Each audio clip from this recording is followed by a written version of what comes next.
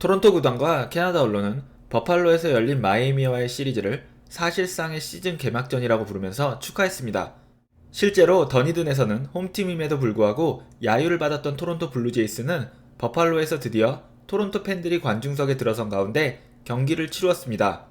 토론토 선수가 타석에 들어설 때마다 이렇게 열광적인 환호를 받은 것은 2019년 이후로는 처음이었습니다. 로비 레이는 1회 삼진을 잡았던 장면에 대해서 이야기하면서 투 스트라이크가 되자 1회인데도 관중들이 환호를 해주면서 삼진 아웃을 잡으라고 응원을 해주었습니다. 이번 시즌 들어서 처음 겪는 일이었고 당연히 선수 입장에서는 이런 팬들의 응원을 받으면 아드레날린이 더 나오고 힘이 납니다. 라고 포스트게임 인터뷰에서 이야기했습니다. 팬들은 게레로 주니어가 나오면 MVP라고 외쳤고 게레로 주니어는 3점 홈런을 포함해서 4타수 4안타의 활약으로 화답했습니다. When I came out for the national anthem and happened to look at the stands and I saw the Toronto fans, that was just a great feeling. And to have fans pulling for us for the first time in 2 years at the ballpark, it was great. And all the players felt it too. It was pretty cool. 이 경기가 열리기 전 브리핑에서는 마크 샤파이로 사장이 오랜만에 캐나다와 버팔로 언론과 줌 미팅을 가졌습니다. 이 줌 미팅에서 거의 대부분의 질문은 버팔로로 옮기는 과정에 대한 것과 언제쯤 로저스 센터에서 경기를 할 수 있을지에 대한 것이었습니다. 특히 로저스 센터로 다시 홈구장을 옮기는 것에 대한 질문이 너무 많이 나오자 마크 샤파이로 사장은 질문을 받는 것을 멈추고 현 상황에 대한 정리를 해준 뒤 더 이상 로저스 센터 혹은 캐나다로 옮기는 것에 대한 질문을 받지 않겠다고 했습니다. 그렇다면 류현진 선수가 이번 시즌 안에 로저스 센터에서 던지는 것이 가능한지 마크 샤파이로 사장의 답변과 현재 캐나다 그리고 온타리오의 상황과 함께 알아보겠습니다. 우선 마크 샤파이로는 선수단, 코치진, 그리고 구단 직원들까지 하나의 구장에서 다른 구장으로 옮기는 것은 단지 우리들이 도시에서 도시로 이동을 하는 것보다 훨씬 복잡한 문제라고 설명했습니다. 버팔로에서 짐을 풀었다는 이야기는 선수들이 사용하는 여러 물품 이외에 구단 직원들을 위한 사무실이 마련되어 있고 트레이너, 코치진들이 이용하는 여러 도구들도 세팅이 되었다는 뜻입니다. 이것들을 다시 정리해서 옮기는 과정은 단순하지 않으며 많은 비용이 들기 때문에 확실한 무언가가 있어야만 이 과정을 다시 시작할 수 있다고 이야기했습니다. 마크 샤파이로는 블루제이스가 버팔로에서 토론토로 이동하기 위해서는 최소 4주가 필요하다고 했습니다. 만약에 지금 이 순간 캐나다 정부가 승인을 해준다고 해도 구단 내에서 여러가지 결정을 내릴 시간이 필요하고 그 최종 결정이 내려지면 그 시점부터 4주라는 이야기였습니다.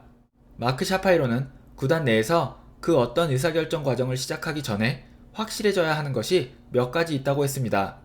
첫 번째는 미국과 캐나다의 국경 봉쇄가 풀릴 것인가, 두 번째는 캐나다 정부의 원정 선수단 방문에 대한 입장, 그리고 마지막으로는 온타리오 주정부와 토론토시의 관중 허용에 관한 입장입니다. 전 세계에서 가장 긴 국경을 맞대고 있는 캐나다와 미국은 역사상 가장 긴 국경 봉쇄를 경험하고 있습니다.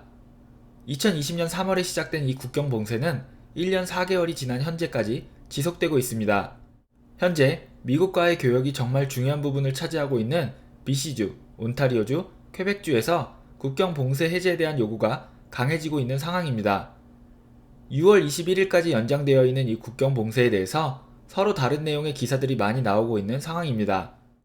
너무나 많은 소문들이 나오고 6월 22일부터 국경이 열릴 것이라는 이야기도 나오게 되자 트루도 총리는 최근 기자들과 만남을 가진 자리에서 국경을 여는 것에 대한 이야기가 활발히 나오고 있는 것은 사실이지만 캐나다는 서두를 생각이 없습니다. 캐나다의 백신 접종률이 75%가 넘게 되면 아마 더 구체적인 이야기가 나오게 될 것입니다. 라고 이야기하면서 캐나다 정부는 백신 접종률이 75%에 도달할 때까지 기다리겠다는 입장인 것을 확인해 주었습니다. 캐나다 정부는 현재 운동선수들의 입국, 출국, 그리고 재입국에 대한 중요한 결정 두 가지를 앞두고 있습니다. 첫 번째는 올림픽에 참가하는 선수단에 대한 캐나다 정부의 입장이고 두 번째는 NHL 플레이오프에 대한 캐나다 정부의 입장입니다. NHL은 이번 시즌 캐나다 팀들끼리 따로 디비전을 만들어서 캐나다 팀들끼리만 경기를 하게 했습니다. 이제 플레이오프가 시작되었고 세컨 라운드가 끝나게 되면 위니펙 몬트리올 시리즈의 승자와 콜로라도 라스베가스 시리즈의 승자가 4강에서 맞붙게 됩니다. 그렇게 되면 캐나다 팀과 미국의 팀이 서로의 도시를 오가면서 원정과 홈 경기를 치루어야 하는데 현재의 상황에서는 이것이 불가능합니다.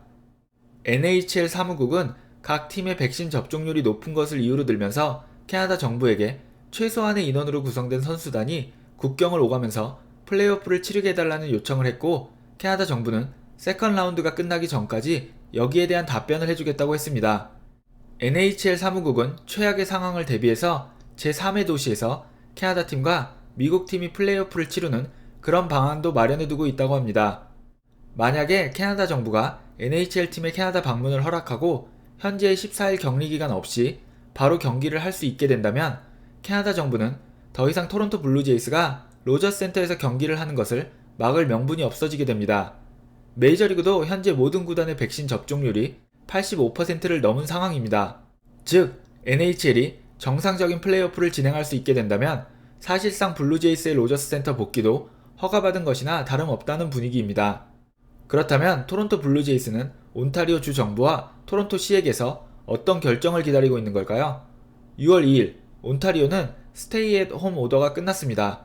이것은 말 그대로 온타리오주에 거주하는 사람들이 출퇴근, 식료품 구매, 병원 및 주에서 허락한 이유를 제외한 다른 이유로 집 밖에 나오는 것을 금지하는 것이었습니다.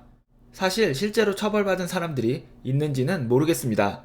하지만 아직 일반 상점들의 영업은 금지되어 있고 식당도 배달이나 테이크아웃만 가능합니다.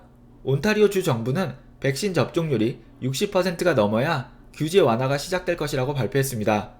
현재 온타리오의 백신 접종률은 60%가 넘은 것으로 알려져 있고, 언론은 6월 14일부터 레스토랑과 상점이 문을 열 수 있을 것이라고 생각하고 있습니다. 온타리오 주 정부는 가능성이 높다고만 이야기하고 있으며 정확한 결정은 6월 두 번째 주에 발표될 것이라고 했습니다. 6월 14일부터 규제 완화 1단계가 시작되게 되면 점차적으로 규제가 완화될 예정이며 3단계가 되면 일상생활으로 돌아갈 수 있게 됩니다. 이것이 중요한 이유는 이 결정에 따라서 블루제이스가 로저스 센터의 관중을 받을 수 있는지가 결정되기 때문입니다.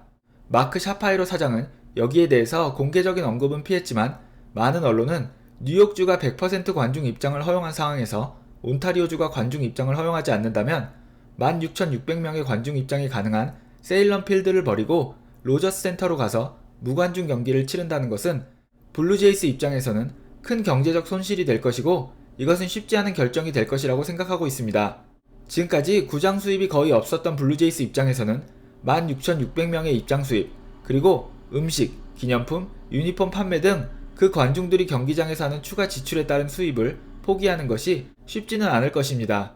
블루제이스 입장에서는 캐나다 정부가 NHL 사무국의 요청을 받아들이는 시점에 온타리오 정부 역시 로저스 센터 관중 입장을 허용해주는 것이 가장 이상적인 상황이겠지만 이는 가능성이 낮습니다. 하지만 온타리오 주 정부가 규제를 완화하는 방향으로 가는 것이 확실해진다면 캐나다 정부가 선수들의 입국을 허락한 시점에서 로저스 센터로 홈구장을 옮기는 작업을 시작하고 4주 뒤 완전 이전 시점까지 온타리오 정부를 설득하는 방법도 있습니다. 7월까지는 로저스 센터에서 야구를 보는 것이 불가능해 보이지만 캐나다 정부의 결정에 따라서는 8월부터는 로저스 센터에서 류현진 선수가 뛰는 모습을 볼 수 있을 수도 있습니다. 만약 앞으로 한 달 이내에 연방정부 그리고 주정부와의 합의에 이르지 못한다면 블루제이스 입장에서는 이번 시즌 로저스 센터로 돌아오는 것을 포기할 수도 있습니다. 9월 한 달만을 로저스 센터에서 뛰기 위해서 큰 비용 부담을 감당하는 것은 구단 입장에서는 부담이 되기 때문입니다. 현재 블루제이스 팬들의 시선은 NHL 사무국의 요청을 캐나다 정부가 받아들일 것인지에 대해서 쏠려 있습니다. 오늘의 이야기는 여기까지입니다. 시청해주신 여러분 모두 좋은 하루 보내시길 바랍니다.